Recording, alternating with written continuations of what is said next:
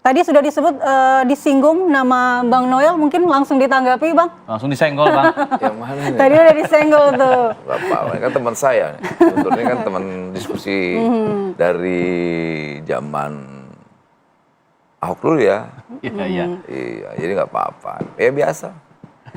Ya, tapi kemudian ada menyebutkan, kalau saya mengaitkan begitu ya, dengan apa yang dikatakan oleh Pak Hasto, bahwa dia sempat menyinggung ada pihak-pihak yang berambisi untuk 3 periode, ini sepertinya mengarah ke Pak Jokowi begitu kalau begitu. Anda sebagai perwakilan Pak Jokowi mania, apakah juga merasa ada sesuatu yang bisa saja dibahas di video yang dibuat oleh Pak Hasto ini? Gini, bicara tentang gagasan 3 periode itu kan persoalan politik ya saat itu. Ada gagasan liar yang membuat kita khawatir saat itu. Salah satu yang menolak itu kan saya ya. Saya langsung dari relawan Jokowi yang langsung secara terbuka menolak gagasan gagasan liar ini. Gagasan yang kecenderungannya pasti anti terhadap demokrasi. Jadi kalau ketika Hasto bicara tentang ada gagasan relevan nggak dengan hari ini?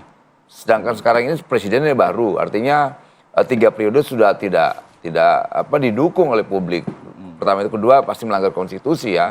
Ketiga melanggar apa yang menjadi bagian cita-cita kita waktu di 98 bahwa kekuasaan eksekutif itu harus dibatasi, yaitu 2 periode. Nah, ketika timbul gagasan 3 periode, ya kita melawan dong gitu. Dan saat itu relawan Jokowi yang melakukan perlawanan saya. Dan kedua, bahwa presiden sudah menyampaikan saat itu ya, Pak Jokowi sebagai presiden, dia menyampaikan orang yang menggagas 3 periode ini orang yang menampar mukanya, lantas mencari muka dan sebagainya lah. Dan itu kan berkali-kali beliau sanggah bahwa tidak ada gitu loh. Kemudian itu diwacanakan, kemudian ada beberapa relawan Jokowi yang sesat itu, banyak orang sesat saat itu, yang sangat euforia dengan gagasan ini, ya kan saya melawan. Walaupun saat itu saya dihabisi juga, tapi saya tetap nggak berhenti untuk melakukan perlawanan bahwa ini adalah gagasan jahat dalam demokrasi. Dan kita lawan tuh. Nah kemudian Hasto mengkait-kaitkan, Hasto tuh lagi panik, nggak bisa tidur ya pasti.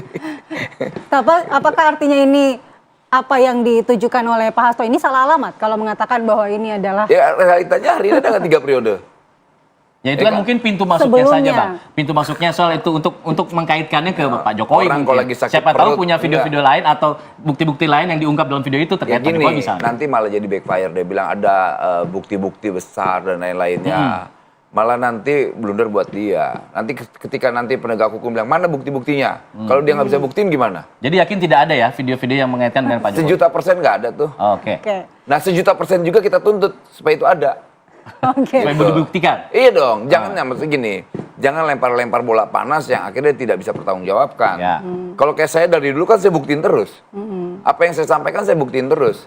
Jangan-jangan apa yang menjadi kegundahan Mas Hasto ini, kegelisahan dia yang nggak bisa tidur ketika menjadi TSK. Sebetulnya kan mungkin ada doa-doa orang yang dulu dizalimi beliau. Akhirnya doa itu sekarang berjalan. Ya sudah, jangan dikait-kaitkan problem politik dia dengan politik gitu loh. Ya sudah, ini kasus hukumnya, fokus aja di situ. Buktikan bahwa dia tidak melakukan itu. Dan penegak hukum juga sedang melakukan pembuktiannya juga kan. Ya sudah, nanti di persidangan aja.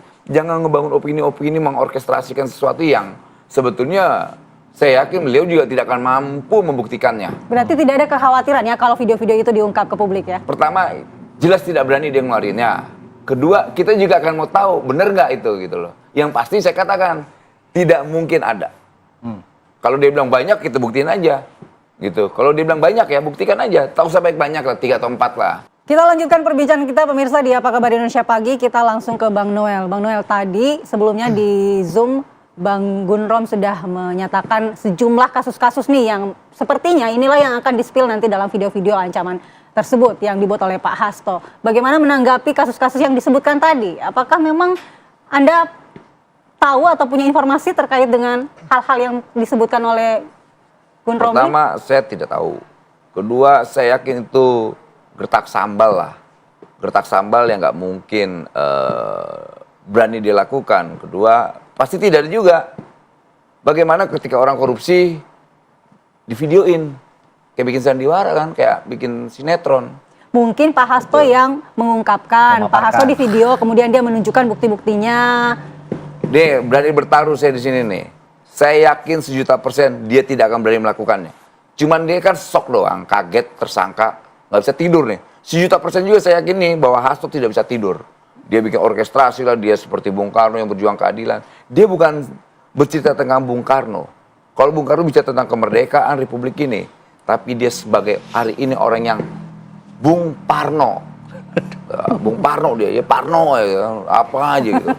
Itu. Jadi Bung Hasto ini bisa saya mandatkan sebagai Bung Parno nasional. Ya kan? Karena Parno karena dia nggak bisa tidur, sakit perut. Kalau kita kan senyum-senyum aja Mas Hasto. Udah, saya itu kan problem hukumnya sudah. Jangan ngomong lagi kriminalisasi dan sebagainya.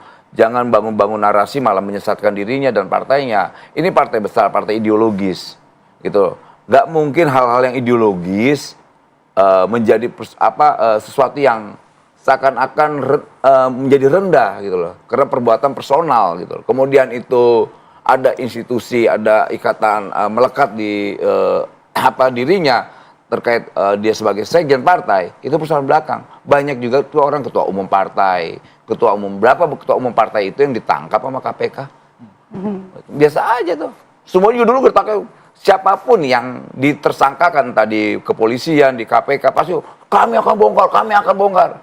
Pas pakai baju oranye sakit perut tuh, diem. Lihat aja nanti, 1.000.000% saya sampaikan di sini.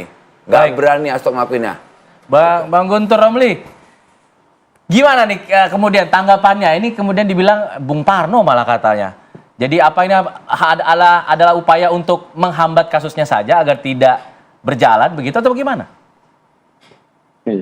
Ya, kalau Bung Noel tidak percaya itu ya dimaklumi. Karena video itu akan mengancam mantan bosnya. Kita lihat aja nanti. Kalau disampaikan tadi ya soal Bung Karno, ingat ada perkataan Bung Karno yang sangat terkenal bahwa perjuangan kalian itu lebih berat kalau aku menghadapi penjajah, tapi kalau kalian menghadapi bangsa sendiri. Artinya apa? Ada bangsa dari kita yang menggunakan cara-cara penjajah, melakukan kriminalisasi, ya, melakukan serangan politik untuk membunuh karakter. Ini kan khas penjajah. Jadi itu yang harus kita ingat ya. Ketika Mas Hasto mengutip Bung Karno itu bukan ingin menyamakan dirinya dengan Bung Karno, bukan.